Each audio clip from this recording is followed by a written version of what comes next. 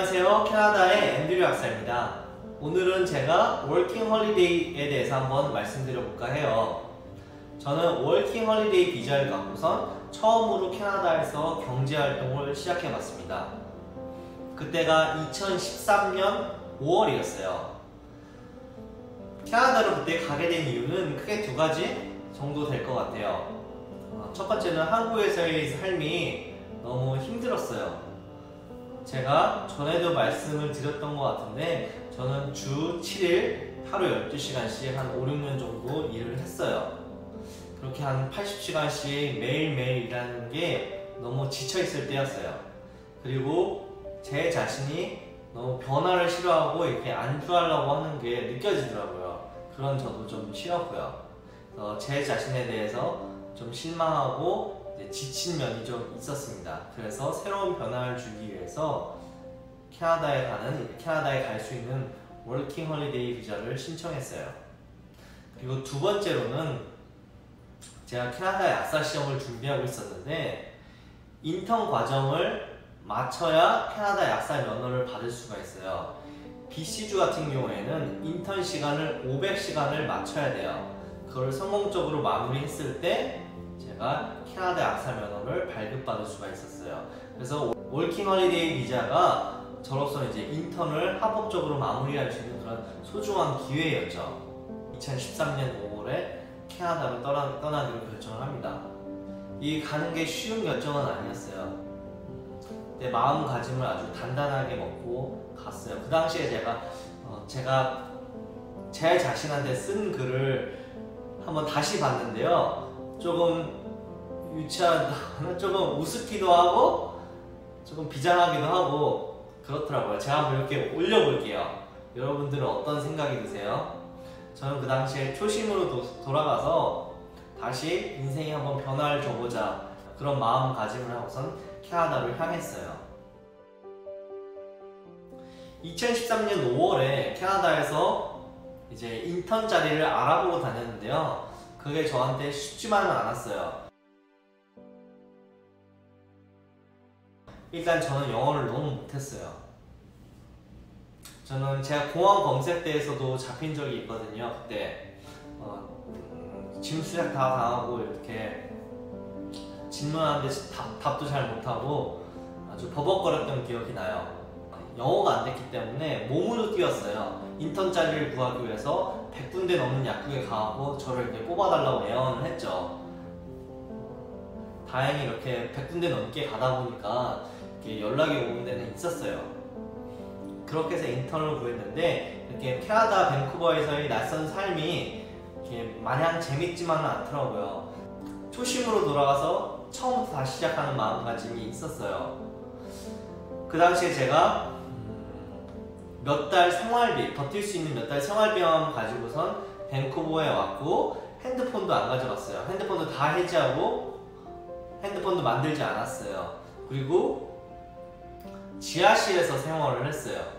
이제 백인이 있는 그런 집에 지하실에서 햇빛도 잘 안 비치고 곰팡이도 있고 아주 어두운 그런 지하실에서 생활을 했죠. 아는 사람 아무도 없이 그냥 공부만 했어요. 여기서 근데 외롭더라고요. 재미도 없고 인턴 생활을 하는데도 영어를 너무 못해서 답답하더라고요. 그래서 밴쿠버가 그렇게 좋은지 처음에는 몰랐어요. 누구랑 같이 있어야 재밌죠. 같이 즐겨야. 근데 혼자로서 많이 외롭더라고요. 그런데 2013년 8월에 제가 한 여성분을 만나게 돼요. 그분은 이제 한국에서 이제 서울에 사시는 분이었고 저도 이제 서울에 살았어요. 저는 강북에 살고 그분은 이제 강남에 사시는 분이더라고요. 그리고 그분이 저랑 학번이 같았어요. 같은 나이에 학교에 입학하셨고 그리고 그분도 약사분이셨어요. 저랑 같이 약국 인턴을 찾고 계신 분이었어요. 약국 인턴을 끝내기 위해서 이렇게 캐나다로 오신 분이었어요. 그래서 그분하고 이렇게 가깝게 지냈어요. 가깝게 지내면서 스터디도 같이 하고 2013년 8월에 그분은 제 여자친구가 됩니다. 이제 둘 다 나이가 있잖아요. 나이가 그 당시 제가 30대였으니까. 약사 시험 과정에 대해서 먼저 말씀을 드릴게요. 캐나다 약사 시험은 1차 EE, 2차 시험 MCQ 오스키, 그 다음 인턴 과정으로 나뉘어져 있어요. 물론 법규 시험을 하나 봐도 되지만은 법규 시험은 이제 운전면허 같은 시험이에요. 그렇게 며칠 공부하면 되는 시험이에요. 그래서 그거는 뭐 그렇게 치지 않을게요. 보통은 1차 시험 2랑 2차 시험을 마치고 나서 인턴 과정을 해요. 또는 1차 시험을 마치고 2차 시험에 MCQ나 오스키 둘 중에 하나를 끝낸 다음에 이제 인턴을 하죠. 이게 한 99% 정도가 하는 루트예요. 근데 저 같은 경우는 진짜 무식하게 아니면 무모하게 1차 시험만 마치고 인턴을 하러 캐나다에 왔습니다. 이런 경우는 저는 못 봤어요. 저 외에는. 왜냐면은 이 얘기는 지식이 그냥 없는 상태에서 일을 하겠다는 거거든요. 아무것도 모르고 약에 대한 지식이 아무것도 없는 사람, 거기다가 영어까지 못하는 사람이 인턴을 하러 오겠다는 거예요. 환자를 상담하고. 이건 제가 한 방법은 추천해드리는 방법은 아닙니다. 여자친구랑 저랑은 한 6개월 정도의 텀이 있었어요. 여자친구가 저보다 6개월 먼저 앞으로 가서 이제 시험을 진행하고 있는 상황이었죠. 한편으로는 나쁜 마음이지만은 여자친구가 시험에 한번 떨어져서 나랑 같이 발 맞춰서 같이 갔으면 좋겠다 이런 생각도 들더라고요. 그래서 시험을 2013년 11월하고 2014년 5월에 저는 시험을 보게 되는데요. 2013년 11월에 여자친구는 오스키를 패스하게 되고 저는 MCQ를 패스하게 됩니다. 그리고 2013년 겨울에 여자친구의 어머니께서 한국에서 저를 보러 날라오셨어요. 어떤 놈이 이제 딸을 꼬셔갖고 이렇게 캐나다에서 연애 생활을 하나 이걸 보려고 오셨겠죠. 그리고 나이가 있으니까 이제 진지하게 만남을 좀 가지고 있었거든요. 그래서 여자친구 어머니도 걱정이 되셨는지 저를 보러 바로 오셨습니다. 그래서 좋게 식사도 하고 좋은 시간을 가졌어요. 2014년 3월에 여자친구는 이제 한국에 결혼 준비를 하러 가요. 근데 저는 2014년 5월에 이제 오스키를 남겨놓은 상황이었고요. 그 당시에 제가 굉장히 스트레스를 많이 받았어요. 왜냐면은 저는 결혼을 앞둔 상황이었고 마음속에 이런 생각을 가지고 있었어요. 내가 시험에 떨어지면 나는 파혼이다. 제가 솔직히 말씀드리면은 와이프보다 학벌도 안 좋아요. 와이프가 더 좋은 대학교를 나왔어요. 그리고 와이프는 시험에 다 한 번에 합격을 했죠. 그러니까 이거 떨어지면 무조건 파혼이다 이런 생각을 갖고 있었어요. 그래서 저는 아주 합격하는 게 아주 절실했어요. 떨어지면 안 된다. 떨어지면 파혼이다. 그 생각으로 이제 시험 준비를 했죠.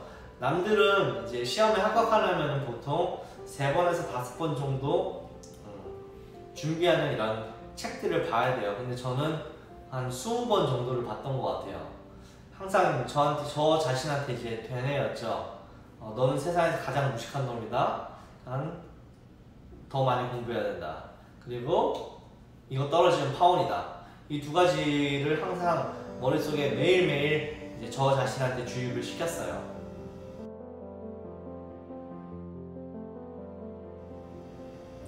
그리고 2014년 5월에 오스키 시험을 보고 한국에 돌아오게 됩니다. 결과는 오스키는 이제 합격을 했어요. 2014년 5월에 이제 여자친구를 다시 만나서 한국에서 다시 만나서 교제를 하다가 2014년 11월에 저희는 결혼을 하게 됩니다.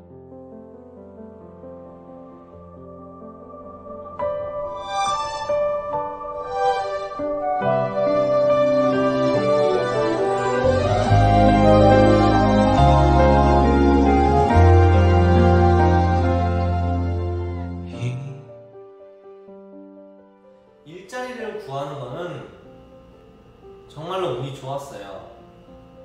저는 그 당시에 돈이 없었거든요. 한국에서 몇 달 버틸 생활비만 갖고선 왔어요. 근데 여자친구가 생겼잖아요. 그러면은 데이트도 해야 되고 밥도 먹어야 되고 밖에서, 그러니까 돈이 조금 든단 말이에요. 원래는 이제 800불을 이제 하숙을 했기 때문에 800불을 주면은 제가 삼시세끼를 먹을 수 있는 그런 상황이었는데, 여자친구랑 이제 밥도 먹어야 되니까 돈이 들잖아요. 그래서 3개월이 지나고 나서, 인턴이 끝나고 나서 돈이 없으면은 한국으로 돌아가던가 어떤 수단을 내야 되는 상황이었어요. 그래서 제가 사정을 이제 인턴을 한 그 약국 주인분께 말씀을 드렸죠. 나 이제 나가보겠다. 일자리를 내가 지금 급하게 구해야 된다. 그랬더니 이제 그 국장분께서 저를 몇 번 부르더라고요. 그래서 하루 이틀 정도만 이제 봉사활동식으로 발란티어를 해줄 수가 없냐, 자기네 약국에서. 제가 하루 이틀 정도 어차피 할 것도 없으니까 그러겠다 그랬어요. 그러니까 이틀이 지나고 나서 저를 이렇게 따로 부르더라고요. 내가 너한테 일자리를 주겠다 이렇게 말씀을 해주시더라고요. 그래서 시간당 그때부터 15불을 받고 일했어요. 그분이 저한테 그랬어요. 너처럼 영어 못하고 그리고 이제 합법적인 비자가 얼마 안 남은 사람이 어떻게 이제 일자리를 구하겠냐, 이거 일자리 구하기가 굉장히 어려울 거다, 내가 너한테 기회를 주겠다고 하더라고요. 그래서 그분이 너무나 고마웠습니다. 그렇게 해서 저는 진심이 통해서 홀리데이 비자를 가지고선 캐나다에서 합법적으로 경제활동을 시작하는 계기가 되었습니다. 그분이 아니었으면은 저는 한국으로 돌아가던가 무슨 아무튼 방법을 냈어야 되는 상황이었어요. 곤란한 상황에 처했을 거예요. 그래서 정말로 그분께 진심으로 감사드리고 있습니다. 어떠세요? 저희 워킹 홀리데이 스토리가. 세상이 참 좁죠? 한국에서 이렇게 사람 인연을 만나기가 어려웠는데 캐나다 밴쿠버에서 저도 같은 직업을 가진 사람, 같은 나이에 같은 도시에 사는 사람이 이렇게 만나서 이제 인연을 이어갈 수 있다는 게, 그래서 저는 워킹 홀리데이에 대해서 굉장히 긍정적인 인식을 가지고 있어요. 만약에 젊으신 분이라면은, 그리고 한번 다른 곳에 시야를 좀 넓혀보고 싶으신 분, 해외에서 한번 도전해보고 싶으신 분, 이런 분들은 워킹 홀리데이 비자가 굉장히 소중한 기회니까요. 꼭 놓치지 마시고 도전해보셨으면 좋겠습니다. 절실하시다면 좋은 결과가 기다리고 있을 거라고 저는 믿어 의심치 않습니다. 지금까지 시청해주셔서 감사합니다. 캐나다의 앤드류 박사였습니다.